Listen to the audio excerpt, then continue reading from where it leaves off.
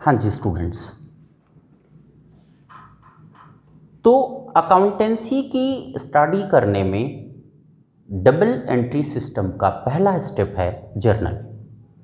Journal सीखने की पिछली क्लासेस में हम लोगों ने सीखा कि जर्नल करने में 100% ट्रांजैक्शंस को हम 4 कैटेगरी में बांटकर सीखें तो सीखना थोड़ा आसान हो जाएगा।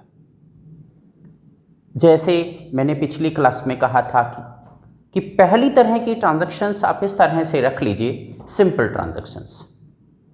दूसरी इस तरह की ट्रांजैक्शंस को करना सीख लीजिए जिनमें कैश डिस्काउंट और ट्रेड डिस्काउंट का रिलेशन भी हो। तीसरा बैंकिंग ट्रांजैक्शंस, जिनमें बैंक से रिलेशंस हो, बैंक से ट्रांजैक्शंस करना हो। और एक कुछ स्पेसिफिक ट्रांजैक्शंस। स्पेसिफिक ट्रांजैक्शंस को स्पेसिफिक ट्रांजैक्शंस ही क्यों कह रहे हैं ये भी मैं बताऊंगा आपको। तो पिछली क्लास में हम लोगों ने सीखा था सिंपल ट्रांजैक्शंस और डिस्काउंट से रिलेटेड ट्रांजैक्शंस। आज की क्लास में मैं फोकस करना चाह रहा हूं कि आप बैंक से होने वाली ट्रांजैक्शंस को कैसे जर्नलाइज करते हैं और उन ट्रांजैक्शंस में जर्नल एंट्रीज बनाते समय कौन कौन सी की बारीकियां हैं जो हम स्टूडेंट को ध्यान रखनी चाहिए। तो चलिए आज की क्लास में शुरू करते हैं, बैंकिंग ट्रांजैक्शंस को कैसे जर्नल में लिखते हैं।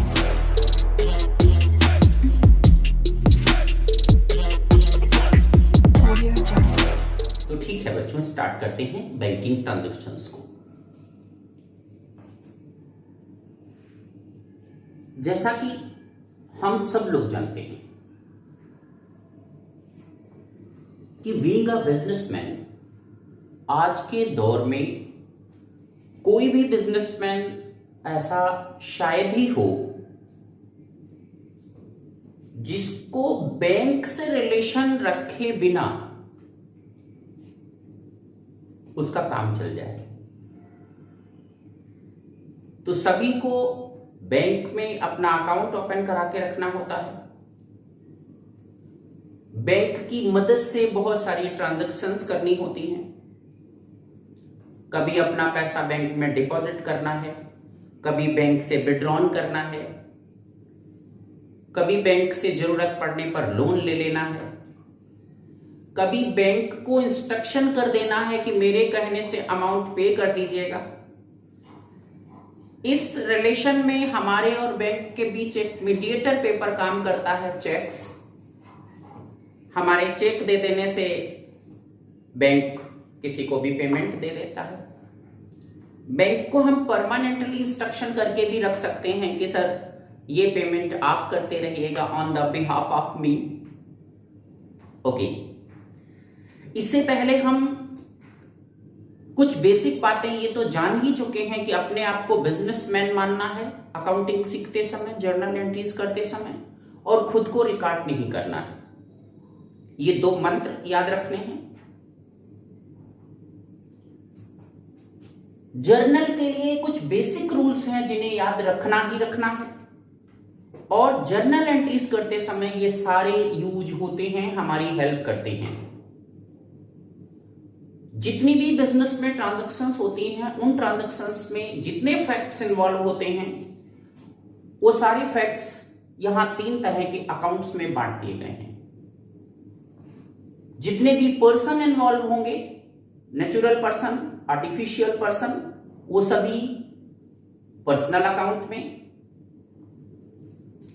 थिंग्स रियल अकाउंट में, और एक्सपेंसेस और इनकम्स इन नॉमिनल अकाउंट्स में। किसको डेबिट करना है, किसको क्रेडिट करना है, पिछली क्लासेस में आप सीख भी चुके हैं। अगर कोई पर्सन ये डिनोट होता है कि वो बिजनेस में रिसीवर है तो डेबिट किया जाता है, गिवर है तो क्रेडिट किया जाता है। बिजनेस में जितनी आइटम्स कम्स इन होती हैं उन्हें डेबिट करते हैं। बिजनेस से अगर कुछ चीजें बाहर जा रही होती हैं तो उन चीजों को अकाउंटिंग में रिकॉर्ड करते समय क्रेडिट लिखते हैं। और एक्सपेंसेस, लॉसेस हमेशा डेबिट किए जाते हैं, जबकि इनकम्स, प्रॉफिट्स, गेन्स हमेशा क्रेडिट किए जाते हैं। जर्नल एंट्रीज बनाते समय इनका काफी अहम रोल है, इंपॉर्टेंट रोल है। ये रूल्स गाइडलाइंस जर्नल एंट्री करते समय हमारी बहुत मदद करती हैं, इसलिए एक बार इनको बस याद दिलाया। ओके, तो इनको हम जरूरत पड़ने पर टेस्ट भी करते रहेंगे। अगर याद अभी तक नहीं हो पाई हैं गाइडलाइंस, किसको डेबिट किसको क्रेडिट करना है, तो जितना जल्दी याद हो जाए उतना बढ़िया। एक और भी बात हमने आपको जर्नल एंट्रीज करते समय याद रखने को कही है कि खुद को रिकॉर्ड नहीं करना है। ओके, तो शुरू करते हैं बैंकिंग ट्रांजैक्शंस। मान लिया क्वेश्चन में यह लिखा आता है कि आपने बैंक में अमाउंट डिपॉजिट कराया। ये कई तरह से लिख के मिल सकता है। Amount deposited into bank, amount sent to bank, open bank account, open current account, सभी का मीनिंग एक ही है कि हमने अपना अमाउंट बैंक में जमा करवा दिया। हम जान रहे हैं कि बैंक आर्टिफिशियल पर्सन होता है और उससे व्यवहार करते समय हम इस तरह से सोचते हैं जैसे पर्सन टू पर्सन बिहेव हो रहा हो। तो अगर हमने अपना अमाउंट बैंक के पास डिपॉजिट करवा दिया तो बैंक रिसीवर बन गया और हम गिवर। अच्छा, बैंक को तो लिखना है क्योंकि वो रिसीवर है, हम गिवर भले ही हैं लेकिन अपने आप को नहीं लिखा जाता, मना किया है, खुद को नहीं लिखना है। बिजनेस में कुछ आया तो है नहीं इसलिए नहीं लिखना है। गया क्या है? कैश। ओ, एक को डेबिट दूसरे को क्रेडिट जर्नल एंट्री में ऐसा करते हैं तो दो सिग्नल हमें यहां से मिल गए। बैंक को डेबिट करना है और कैश को क्रेडिट करना है। फटाफट जर्नल एंट्री कर लीजिए, यहां डेट लिखनी है, डेट लिख दीजिए और एंट्री बनेगी bank account debit to cash account. यहां नेरेशन लिखते हैं, being cash deposited into bank. यहां से यहां तक अंडरलाइन करनी चाहिए। जितना अमाउंट जमा किया यहां डेबिट में लिख देंगे और यहां क्रेडिट में लिख देंगे। ये एंट्री तो बन गई अमाउंट डिपॉजिटेड इनटू बैंक की। बैंकिंग ट्रांजैक्शंस सारी हमको बहुत केयरफुली सीखनी है। होप सो ये आपको समझ में आई।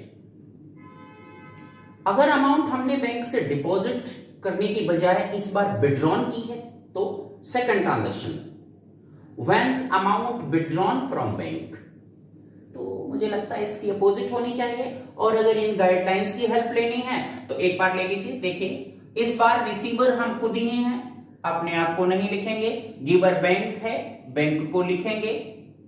क्या आया बिजनेस में? कैश। गया तो कुछ है नहीं, तो इस बार हमें डेबिट लिखने के लिए क्या मिला? कैश। और क्रेडिट लिखने के लिए मिला बैंक। फटाफट लिख लीजिए, cash account debit to bank account. यहां नेरेशन लिख देना है। नेरेशन बीइंग या फॉर से शुरू करके लिखा जाता है और एंट्री करने का रीजन लिखा जाता है कि आपने ये एंट्री बनाई है तो क्या मैटर था, क्यों बनाई, क्या था, मामला क्या था। तो आपने लिखा being withdrawn from bank, cash withdrawn from bank. यहां डेट लिख दी, यहां अमाउंट लिख दी। एंट्रीज 5 चीजों को मिलाकर सही मानी जाती है। मुट्ठी भर चीजें एंट्री में होनी ही चाहिए, 5 चीजें एंट्री में होनी ही चाहिए। फॉर्मेट, डेट या सीक्वेंस नंबर। विंग स्टूडेंट हमें ही प्रोवाइड नहीं हुआ है तो फिर ब्लैंक छूटेगा, अदरवाइज सीक्वेंस नंबर लिखा जाएगा, डेट लिखी जाएगी, जो भी रहे, एंट्री की जाएगी, अमाउंट लिखी जाएगी, नेरेशन लिखा जाएगा। तो 5 चीजें, format, date, entry, narration, amount. इसमें कुछ भी छूटेगा तो मार्क्स कर सकते हैं। ओके, तो 2 ट्रांजैक्शंस हमने सीखी। तीसरी ट्रांजैक्शन ये हो सकती है goods sold and amount deposited into bank. Goods बेच दिया और जो पैसा मिला वो बैंक भिजवा दिया। एक बार चेक कर लेते हैं। रिसीवर कौन बनाया? सर बैंक, क्योंकि पैसा बैंक में चला गया तो रिसीवर बैंक है। ओके, बैंक लिख दिया। गिवर कौन है? गिवर तो वो कस्टमर है जिसने पैसा दिया था। तो उसको लिखना चाहिए कि नहीं लिखना चाहिए? उसको तो नहीं लिखना चाहिए। 300 सोच लीजिए, जब भी हम गुड्स बेचते हैं तो वो हमें पैसे देता है, क्या ये पैसे उसको कभी वापस लौटाने हैं? फ्यूचर ट्रांजैक्शन करनी है? नहीं। जब हम किसी से अमाउंट या गुड्स उधार में लेते हैं और इन फ्यूचर उसको ये प्रॉमिस करते हैं कि भाई आपको बाद में वापस करेंगे, देर में लौटाएंगे, तब फिर उस कैंडिडेट को रिकॉर्ड करने की जरूरत है, अदरवाइज उसको नहीं रिकॉर्ड करना है। तो गिवर नहीं लिखा जाएगा। कम्स इन क्या आया हमारे यहां? हमारे यहां तो कुछ आ ही नहीं पाया क्योंकि पैसा तो बैंक चला गया। क्या गया हमारे यहां से? गुड्स। गुड्स को क्या बोलेंगे? सेल्स। प्रीवियस लेक्चर में ये मैं कवर कर चुका हूं कि गुड्स के 4 नाम होते हैं। जब गुड्स को खरीदा जाता है तो उसका नाम होता है परचेज्ड, गुड्स को बेचते हैं तो सेल्स, खरीदा हुआ गुड्स वापस कर देते हो तो फिर परचेज रिटर्न, और अगर सोल्ड गुड्स रिटर्न आ जाता है हमारे यहां तो सेल्स रिटर्न। तो ये गुड्स बेचा जा रहा है तो यहां सेल्स लिख दिया। एंट्री क्या बनी? Goods sold and amount deposited into bank. तो bank account debit, sales account credit. इसको लिखना कैसे? लिखना है bank account debit to sales account, और यहां नरेशन, यहां डेट, यहां अमाउंट। ये 3 ट्रांजेक्शन आपको समझ में आई। Next, now next transaction, goods purchased by cheque. Goods खरीदा, पेमेंट किसने दिया? बैंक ने। हमने उसको इंस्ट्रक्शन दिया, चेक देकर हमने बैंक से कहा कि पेमेंट आप दीजिएगा। हमारे और बैंक के बीच चेक एक मीडिएटर लेटर होता है।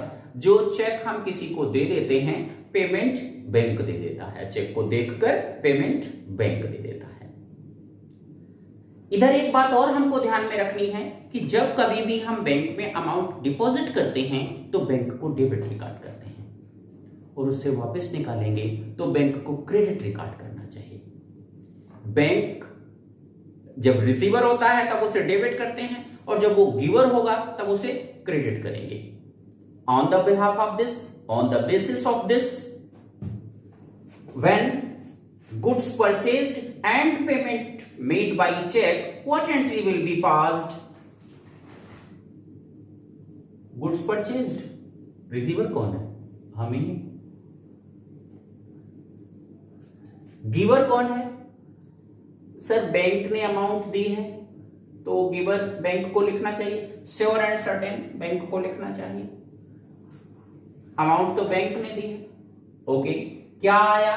गुड्स। गुड्स का नाम क्या रखें? परचेज्ड। तो एंट्री क्या पास होगी? एंट्री पास होगी purchase account debit to bank account. Being goods purchased by cheque, यहां नरेशन लिख दिया जाएगा, यहां अमाउंट लिख दी जाएगी, डेबिट के सामने डेबिट अमाउंट कॉलम में, क्रेडिट के सामने क्रेडिट, यहां अमाउंट, और यहां जो भी कंसर्निंग डेट है वो लिख दी जाएगी। Now next transaction, goods sold by cheque. ध्यान से समझना है, goods sold by cheque. Okay, इस बार चेक आया है और गुड्स चला गया है। आने वाली चीज डेबिट, जाने वाली चीज क्रेडिट। जब चेक हमारे पास आता है तो हम बैंक को इन्वॉल्व नहीं करेंगे। जब हम चेक किसी को देते हैं तो पैसा बैंक से निकल जाता है, इसलिए हम बैंक को रिकॉर्ड कर लेते हैं। लेकिन चेक आ जाने से बैंक में पैसा नहीं भर दिया जाता। चेक हमारे पास आया, हमारे ही पास रुका हुआ है, हमारे बिजनेस में ही रुका हुआ है, तो बैंक तो इंटरप्ट ही नहीं हो रहा है। जब कभी बैंक में चेक भिजवाइएगा तब बैंक में अमाउंट भर दिया जाएगा। इसलिए जब चेक हमारे पास आता है और हमारे ही पास रुक जाता है तो उस चेक को ही लिख लेना चाहिए। और चेक को लिखने के लिए सजेस्ट किया गया है cheque in hand account debit. तो गुड्स सोल्ड जब करते हैं तो एंट्री बननी चाहिए आने वाली चीजें डेबिट चेक और जाने वाला गुड्स क्रेडिट सेल्स। तो एंट्री यहां क्या बनी, चेक और सेल्स। अब इसको लिखना चाहिए, डेबिट को डेबिट की जगह, क्रेडिट को क्रेडिट की जगह। दो सिग्नल यहां से हमको मिल गए। ये टूल्स अगर लर्न हो जाए तो यूं ही पता चलता है, और नहीं तो शुरुआत में इसको एक स्लिप बनाकर इसकी मदद लेते रहना चाहिए। थोड़े दिन में ये टूल्स पूरे प्रैक्टिस हो जाएंगे। तो देखिए यहां लिखिए, एंट्री की जाएगी cheque in hand account debit to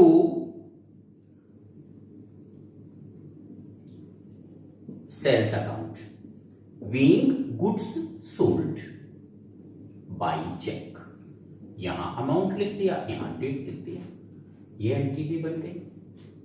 next, ये जो चेक अभी अभी आया है, अगर यही चेक किसी अगली डेट पर बैंक भिजवा दिया जाए, अब चेक सेंड टू बैंक, अब चेक सेंड टू बैंक, अब क्या एंट्री करोगे डिफरेंट डेट पर? तो फिर एक काम करना चाहिए, इस बार तो बैंक में अमाउंट पहुंच जाएगा, चेक पहुंच जाएगा, इसलिए बैंक अकाउंट डेबिट। और यही चेक गोज आउट हो रहा है ना, तो जाने वाली चीजें तो क्रेडिट होती हैं, तो एंट्री बननी चाहिए चेक इन हैंड अकाउंट,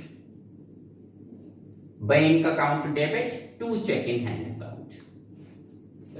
अच्छा, बैंक ना भेज करके अगर हम ये चेक सोहन को दे दें, if this cheque sent to Sohan then entry will be Sohan debit to cheque in hand. Mohan को दे दीजिए, Mohan debit to cheque in hand. Ram को दे दीजिए, Ram debit to cheque in hand. जिसको दे दोगे, अगर बैंक को ही दे दीजिए तो bank debit to cheque in hand.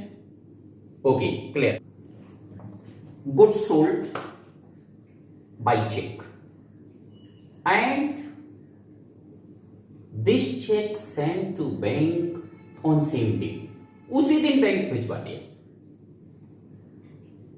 Good cell किया, चेक मिला, और वो चेक हमारे पास ना आकर के सीधा बैंक भिजवा दिया आपने, सेम डे बैंक ट्रांसफर कर दिया, तो चेक आने की एंट्री ही नहीं होगी, बल्कि डायरेक्ट बैंक चला गया। तो यहां पर एंट्री बनेगी bank account debit to sales account,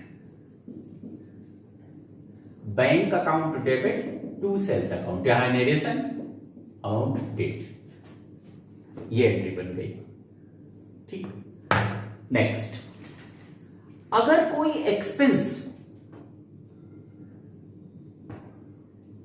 हम चेक से करते हैं, insurance paid by cheque, salary paid by cheque, या बैंक को डायरेक्टली इंस्ट्रक्शन करके रखते हैं कि इस पर्टिकुलर डेट पर ये पेमेंट आप ही कर दीजिएगा बाय स्टैंडिंग ऑर्डर, ध्यान दीजिएगा, तो बैंक उस डेट पर हमारे कहने के अकॉर्डिंग, हमारे इंस्ट्रक्शन के अकॉर्डिंग वहां से पेमेंट कर देगा। अब ये एक्सपेंस तो हमारे बिजनेस का है, तो क्या एंट्री होनी चाहिए? एक्सपेंस डेबिट, जो भी रहे, इंश्योरेंस डेबिट, सैलरी डेबिट, या कोई दूसरा खर्चा, तो वो debit by the way insurance ही है। Insurance account debit to, payment किसने दिया? बैंक ने। एक्सपेंस पेड बाय चेक, ये एंट्री बनेगी। ओके, एक और केस बहुत इंपॉर्टेंट है, समझने वाला है। Interest received by bank. देखिए, जो अमाउंट हमारा बैंक में डिपॉजिट होता है उस अमाउंट पर बैंक हमें इंटरेस्ट प्रोवाइड करता है। ये इंटरेस्ट हमारे लिए इनकम होती है। हाँ, तो इंटरेस्ट इनकम होती है, इसलिए इंटरेस्ट तो श्योर एंड सर्टेन क्रेडिट ही होना चाहिए, इसलिए इंटरेस्ट यहां क्या लिखा जाएगा, क्रेडिट लिखा जाएगा। अब ये इंटरेस्ट बैंक हमें बुलाकर नहीं देता। अगर हमें बैंक को वहां पर बुलाकर अमाउंट पे कर दे तो कैश डेबिट हो जाएगा, लेकिन बैंक ऐसा नहीं करता। बैंक हमारे अकाउंट में ये डिपॉजिट करवा देता है, और जब भी हमारे अकाउंट में ये अमाउंट भरी जाती है तो हम किसको डेबिट करते हैं, बैंक को। हम वहां भिजवाते हैं तो bank debit, bank debit, bank debit. अब बैंक ने ही एक आमदनी हमको दी है, इनकम हमको दी है, लेकिन उसी अकाउंट में रखवा दी तो bank account debit, bank debit, bank debit, bank balance बढ़ता जा रहा है, डेबिट डेबिट। तो बैंक इंटरेस्ट भी अगर वहीं डिपॉजिट हो गया तो फिर बैंक अकाउंट डेबिट लिखा जाएगा। When bank interest received then entry will be passed bank account debit to bank interest account और टू इंटरेस्ट अकाउंट। यहां नरेशन, डेट और अमाउंट। बात समझ में? ओके। इसी तरह से अगर बैंक हमारे पे कोई चार्ज लगाता है, बहुत तरह के चार्जेस बैंक हमसे चार्ज करता है। हम बैंक से कोई सर्विस लेते हैं तो उसका चार्ज बैंक हमसे देता है। एसएमएस फैसिलिटी का चार्ज लेता है। चेक्स हमको एक्स्ट्रा लीव चाहिए होती हैं तो फिर उनका चार्ज बैंक लेता है। बैंक की बहुत सारी फैसिलिटीज के लिए बैंक हमसे चार्ज करता है, लेकिन ये चार्ज वो हमसे कैश में नहीं लेता कि सर आइए आप पर 20 रुपए चार्ज करने हैं। वो हमारे अकाउंट से ही सब्ट्रैक्ट कर लेता है। अब ये तो इसी तरह की बात हो गई ना कि हमारा खर्च बैंक ने कर दिया, बैंक, तो यहां पर एंट्री क्या बननी चाहिए, बैंक चार्जेस डेबिट। ये तो एक्सपेंस है, bank charges account debit. Payment किसने दे दिया, हमारे अकाउंट में जितने पैसे जमा थे बैंक ने उन्हीं पे पेमेंट दे दिया, हालांकि खुद को ही दे दिया। बैंक ने सर्विस दी तो बैंक तो पैसे लेगी। अब उसने हमारे अकाउंट से पैसे निकाल कर दे दिए, तो जब भी हमारे अकाउंट से पैसे निकाले जाएंगे तो टू बैंक, और अकाउंट में पैसे जमा किए जाएंगे तो बैंक अकाउंट डेबिट। तो इस बार ये एंट्री बनेगी, बैंक चार्जेस पे करने की ये एंट्री बनती है। यहां डेट, अमाउंट, यहां नरेशन। बीइंग से शुरू करके नरेट कर देना चाहिए, और इसमें क्या लिखना है आपको, being bank charged by bank, bank charges paid by bank. Okay, next, loan taken. When loan taken, अब बैंक से लोन लेते हैं जब, तो भी ऐसा ही होता है कि बैंक हमें अमाउंट तो देता है लेकिन हमारे अकाउंट में ही जमा करवा देता है। तो ऐसे में क्या होगा, बैंक अकाउंट डेबिट हो जाएगा। जब तक हमारे अकाउंट में पैसा भरा जाएगा तब तक बैंक अकाउंट डेबिट, क्योंकि बैंक को पैसे दे दिए हमने, बैंक अकाउंट डेबिट। और जो बैंक लोन है वो एक लायबिलिटी है, इसलिए वो क्रेडिट। और यहां लिखेंगे being bank loan taken, date, amount.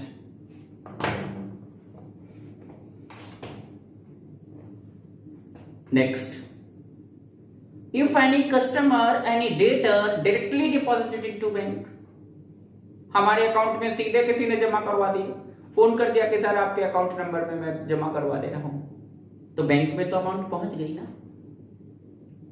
Then entry will be bank account debit, bank account debit to customer, to debtor, जो भी है, जिसने भी पैसे दिए हैं वो कैंडिडेट क्रेडिट हो जाएगा और बैंक डेबिट हो जाएगा। इसी तरह से ये ट्रांजैक्शन करते समय हमको ये ध्यान रखना है कि बैंक भी एक पर्सन की तरह काम करता है, आर्टिफिशियल पर्सन होता है। उससे ट्रांजैक्शन करते समय हमें कभी बैंक को डेबिट तो कभी बैंक को क्रेडिट लिखते रहना है।